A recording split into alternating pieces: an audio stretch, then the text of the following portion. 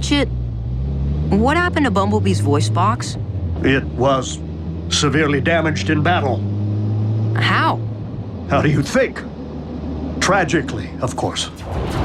It happened at Tiger Pax.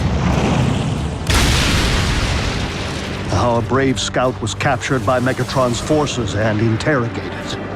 But he refused to provide intel, and paid a grave price for his courage.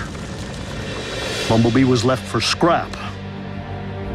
But Autobot troops found him and evacuated him to a triage facility, where a field medic managed to stabilize his condition.